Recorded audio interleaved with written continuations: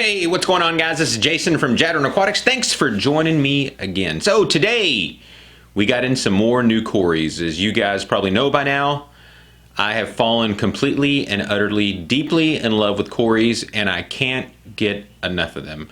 I think I'm up to maybe 15 or so species. I watched a video the other day where they went, Lucas went to someone's house who breeds all sorts of Corys, and I think he had like 100 and something different species. It was awesome, to say the least. That guy's fish room was absolutely unbelievable. But to see all those different Corys was just so cool. It made my few species that I have seem like absolutely nothing compared to this huge collection that he has. I hope to be a third of that even one day.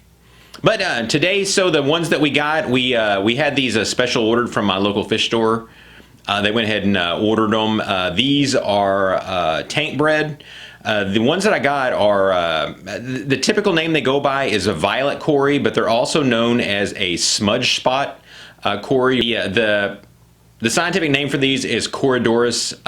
This is one of those Corys that you very seldomly see. I've never seen them in a fish store before, at any fish store. In fact, the guy that ordered these for me, he sends me a list every once in a while of what he's ordered and tells me what's on it.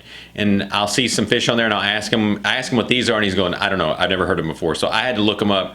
These things are cool. So let me go ahead and let's talk about them a little bit more, but let me show you some pictures of these guys as I'm telling you about them. So again, these guys are all tank bred. There's not very many of them that seem to be imported in. They come from Brazil. Their full size is probably about 2.4 inches. Where they're found out in the wild, it's typically between 70 and 80 degrees, and the pH is anywhere from about 5.6 to 7. But again, since these are tank bred, they're kept in a lot more common water. And in fact, the spawning that you typically see that happen on these is about 7.6, which again is nowhere even close to where they are found out in the wild.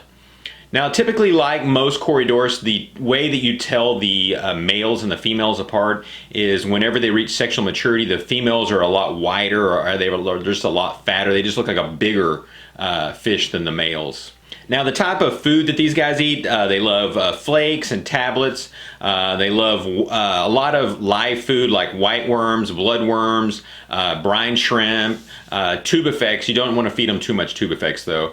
And frozen bloodworms. And like many other Corydoras, some of the frozen bloodworms are typically the frozen food that works the best. It seems to fatten them up and grow them out the fastest. And it's also one of the great foods to use to get them to spawn.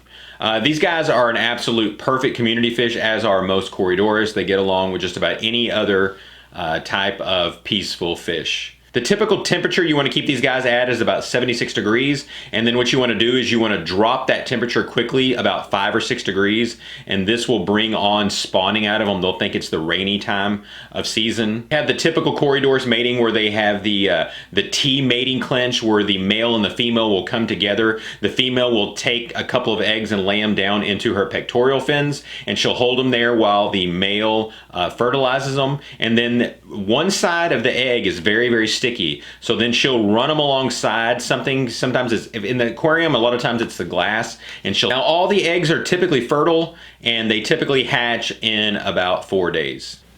All right, there you go. There is the Violet Cory. Man, this thing is absolutely beautiful. I love the markings on this fish.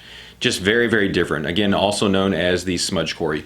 You guys need to look into these and find a way to get them, because I'm going to try to get them to breed. But the ones I got right now are obviously pretty young. I've probably got at least a year or so before these guys are up to breeding age. So if you guys got any comments, be sure and leave those comments down below. Love each and every one of you guys. Appreciate each and every one of your comments. I appreciate each and every one of your views.